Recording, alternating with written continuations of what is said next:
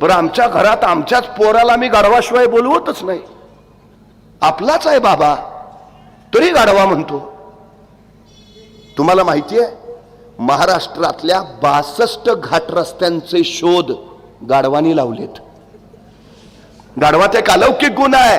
महाराजांच्या काळात मावळे गावळ्याच्या गळ्यात घंटा बांधायचे आणि त्याला डोंगरात सोडून द्यायचे. गाढव अत्यंत जवळचा मार्ग शोधून काढतं. मावळे मग घंटेच्या आवाजाच्या मागामाग जायचे आणि जवळच्या रस्त्याचा शोध लागायचा. महाराष्ट्रातले सगळे घाट गाढवानी शोधलेत. मग आपल्या पोराला आपण गाढव म्हणतो, मग त्याच्यात एखादा असा गुण असेल का नाही? अशा गुणांचाच तर महाराजांनी वापर केला आणि स्वराज्य उभा केलाय. प्रत्येकात काही ना काही असतं, वाचतच. क्षमता प्रत्येकात आहे, सामर्थ्य प्रत्येकात आहे, बाहेर काढता यायला हवं. पण हल्ली अशी भयान परिस्थिती झाली आहे. मी परवा एका मुलाला सहज विचारलं, काय रे 100 मीटर पळशील का? तो 2 मिनिटं माझ्याकडेच बघत बसला. अरे म्हणलं 100 मीटर पळशील का? मग त्याने हळूच मला विचारलं 100 मीटर म्हणजे किती? मला लक्षात आलं. मी त्याला म्हणलं, तो काय खेळ खेळतोस का नाही? म्हणलं सगळे खेळ खेळतो, क्रिकेट खेळतो, फुटबॉल खेळतो, व्हॉलीबॉल खेळतो, बॅडमिंटन खेळतो. म्हटलं मग एवढे सगळे खेळ खेळतो, दिवसभर मैदानावरच असतोस का काय? तो म्हटला मैदानावर नाही, मोबाईलवर खेळतो. म्हणलं मग बरोबर आहे, तुला 100 मीटर काढणारच नाही. मग त्याला सांगितलं इथून तिथपर्यंतचं जे अंतर आहे त्याला 100 मीटर म्हणायचं. पळशील का? म्हटला करतो प्रयत्न. अरे तुला काय 5 किलोमीटर सांगितलंय का? 100 मीटर करतो की प्रयत्न. बरं म्हटलं मला सांग, हे 100 मीटर अंतर पार करायला तुला किती वेळ लागेल? तो 5 मिनिटं अंतरच बघत बसला. अरे किती वेळ? मग हळूच म्हटला 5 मिनिटं तरी लागतील. 5 मिनिटं? ऑलिम्पिकच्या हुसेन बोल्टचं रेकॉर्ड 9.98 सेकंदाचा आहे. तो 10 सेकंदात 100 मीटर पळतो. तू 15 सेकंद म्हण, 20 सेकंद म्हण, 25 सेकंद म्हण, का 5 मिनिटं? माझं मला माहिती आहे ना. मला सुचायचं बंद झालं. तेवढ्यात त्याचा मित्र धावत आला. ए पळ, कुत्रा पिसाळलाय. इतक्या भयान वेगात पळत सुटला. 7 सेकंदात 100 मीटर. मी त्याला म्हटलं तुला का ऑलिम्पिकचं रेकॉर्ड मोडलंस? हुसेन बोल्टला 10 सेकंद लागतात, तू मग कुत्रं मागं लागलं होतं. म्हणजे तुमच्यात 7 सेकंदात 100 मीटर पळायची क्षमता आहे. बाहेर कधी आली? संकट आलं तेव्हा. मग संकट चांगली आहेत का वाईट आहेत? चांगली आहेत. संकटांचं स्वागत करायला हवं. संकट तुम्हाला अडवायला येत नाहीत. संकट तुमची उंची वाढवायला मला रोखायला येत नाहीत. अडथळे तुमच्यातल्या क्षमता बाहेर काढतात. अडचणी तुम्हाला थांबवायला येत नाहीत. अडचणी तुमच्यातली कौशल्य बाहेर काढतात. तुमचा संघर्ष जेवढा मोठा तेवढी तुमची उंची मोठी असते. छत्रपती शिवाजी महाराजांच्या वाट्याला आलेला संघर्ष एवढा मोठा होता की जोपर्यंत चंद्र सूर्य राहतील छत्रपती शिवाजी महाराज तुमच्या माझ्या काळजात जिवंत राहतील. असा एक प्रसंग नाही हो जो मृत्यूचा नाही. एक फतेखान 7,500 फौजनिशाला मृत्यू आहे. 40,000 फौजनिशी अफजल खानाला मृत्यू आहे. 1.25 लाखाची फौज गुण शाहिस्ता खानाला मृत्यू आहे. 3 लाखाची फौज गुण मिर्झा राजेला मृत्यू. महाराज आग्र्यात अडकले मृत्यूच.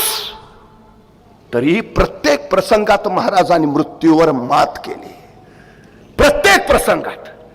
आग्र्याहून तर महाराज परत जिवंत परत येतील का खात्री नव्हती.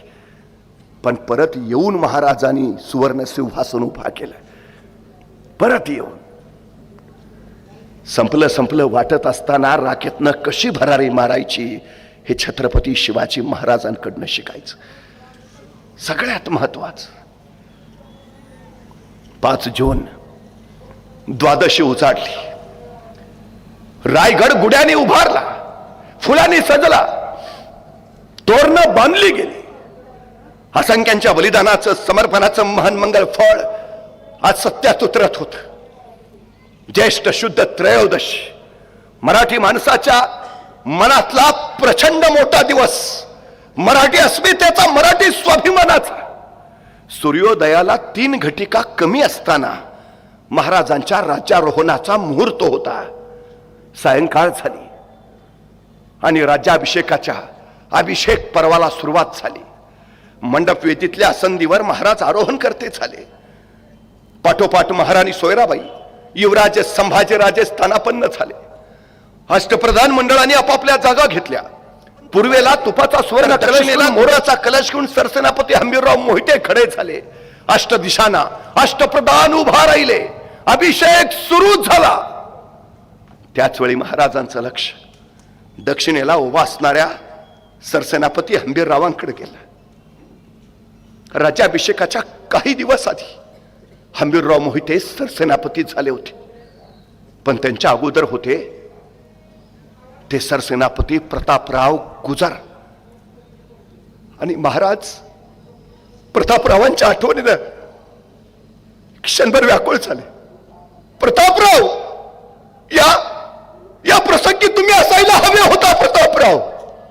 आणि महाराजांच्या समोर तरळू लागले ते दृश्य.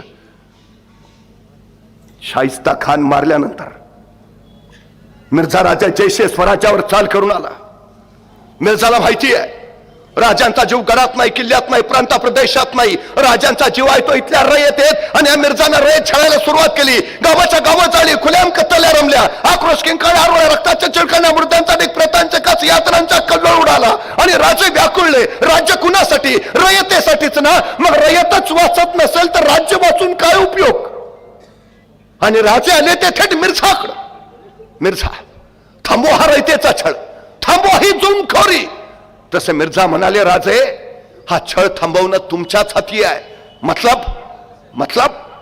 मतलब आपण मोगलांचे मनसबदार व्हावं. आपण औरंगजेब बादशाची ताबेदारी घ्यावी. आणि संतापले राजा मिर्झा, आम्ही तुम्हाला महाराणा प्रताप सिंहांचे वंशज समजत होतो. या स्वातंत्र्याच्या लढाईत तुम्ही आमच्या सोबत याल असे वाटले, पण तुम्ही तर मिर्झा यासाठी नाही असंख्याने रक्त सांडलं की आम्ही मोगलांची ताबेदारी घ्यावी. यासाठी नाही अनेकांनी बलिदान दिलं आम्ही तुमची मनसबदारी स्वीकारावी. यासाठी नाही हे स्वराज्य उभा केलं आम्ही तुमची लाचारी पत्करावी. नाही मिर्झा, हे होणे नाही.